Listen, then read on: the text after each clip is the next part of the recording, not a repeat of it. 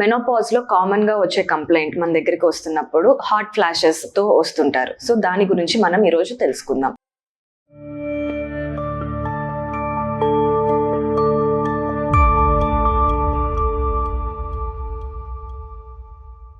అందరికీ నమస్కారం. నేను doctor Harika Bhima, consultant obstetrician gynaecologist, NL speciality hospitals, Nellore. ఆడవాళ్ళు పుట్టడంతోనే ఓవరీస్ లో కొన్ని ఫాలికల్స్ తో పుడతారు. సో అది మెనార్కి అంటే ఫస్ట్ పీరియడ్స్ స్టార్ట్ అయినప్పటి నుంచి ఆ ఫాలికల్సే కొన్ని రిగ్రెస్ అవుతూ లాస్ట్ కి ఆ ఫాలికల్స్ అన్ని అయిపోతుంది. సో అప్పుడు వాళ్ళకి మెనోపాజ్ అనేది అటైన్ అవుతుంది. 1 year పీరియడ్స్ కానీ లేకపోతే అప్పుడు దాన్ని మెనోపాజ్ అంటాము. ఇది రెట్రోగ్రేడ్ డయాగ్నోసిస్. ఈ మెనోపాజ్ లో హార్మోన్స్ లైక్ ఈస్ట్రోజన్, ప్రొజెస్ట్రాన్ అనేవి చాలా తక్కువగా ఉంటుంది అనమాట మెనోపాజ్ స్టేట్ లో. సో వాటి వల్ల వచ్చే కాంప్లికేషన్స్ కొన్ని ఎర్లీగా రావచ్చు, కొన్ని లేట్ గా కూడా వస్తుంది. సో వీటిల్లో ఒకటి మనకి కామన్ గా వచ్చేది హాట్ ఫ్లాషెస్.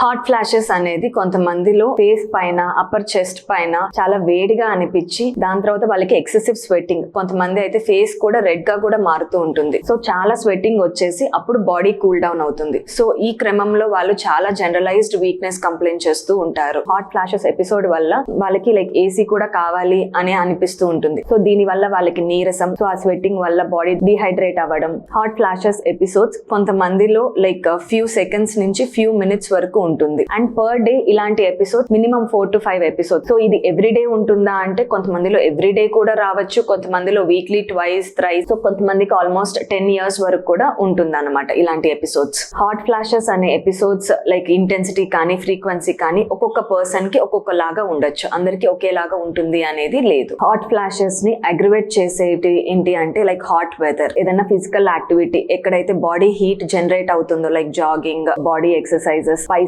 ఫుడ్స్, ఎక్కువ కెఫీన్ ఇంటేక్, కొంతమందిలో స్ట్రెస్ అండ్ యాంగ్జైటీ, ఇవన్నీ కూడాను హాట్ ఫ్లాషెస్ ని అగ్రివేట్ చేస్తూ ఉంటుంది.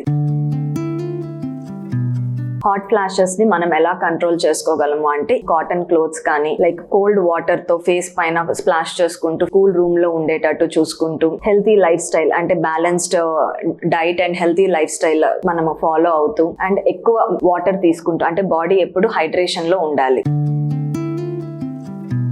దీనికి ట్రీట్మెంట్ అంటే హార్మోనల్ రీప్లేస్మెంట్ థెరపీ అని ఉంటుంది. సో దీనిలో మనకి గర్భసంచి ఉన్న వాళ్ళల్లో ఒక రకమైన ట్రీట్మెంట్ ఉంటుంది, అండ్ గర్భసంచి లేని వాళ్ళల్లో అంటే సర్జికల్ గా రిమూవ్ చేసిన వాళ్ళల్లో ఒక రకమైన ట్రీట్మెంట్ ఉంటుంది. ఇది హార్మోన్ రీప్లేస్మెంట్ అనేది మనం ఈస్ట్రోజన్ అండ్ ప్రొజెస్ట్రాన్ ఇస్తామన్నమాట. సో గర్భసంచి ఉన్న వాళ్ళల్లో ఈస్ట్రోజన్ అండ్ ప్రొజెస్ట్రాన్ రెండు ఇస్తాము, గర్భసంచి లేని వాళ్ళల్లో ఓన్లీ ఈస్ట్రోజన్ ఇస్తాము. సో ఇది డాక్టర్ అడ్వైస్ మేరకు మనం తీసుకోవాలి. And coming to non hormonal medications, menopause లోనే కొన్ని సప్లిమెంట్స్ తీసుకుంటే బాడీకి చాలా మంచిగా ఉంటుంది. సో అలాంటి సప్లిమెంట్స్ లో కాల్షియం ఒకటి మెయిన్ గా, అండ్ అలాగే వైటమిన్ డి సప్లిమెంట్స్, అలాగే మెగ్నీషియం, వైటమిన్ బి కాంప్లెక్స్, అందులోను B6 అనే vitamin E supplements, omega-3 fatty acids, ఇవన్నీ కూడా supplements. Along with that phyto oestrogens, ఇది చాలా వరకు మెనోపాజల్ సిమ్టమ్స్ ని మనకి తగ్గిస్తూ ఉంటుంది. వీటితో పాటు probiotics and high protein intake, physical activity అంటే ఎక్సర్సైజ్, ఇవన్నీ కూడాను మెనోపాజ్ లో మనకి ఈ హాట్ ఫ్లాషెస్ నుంచి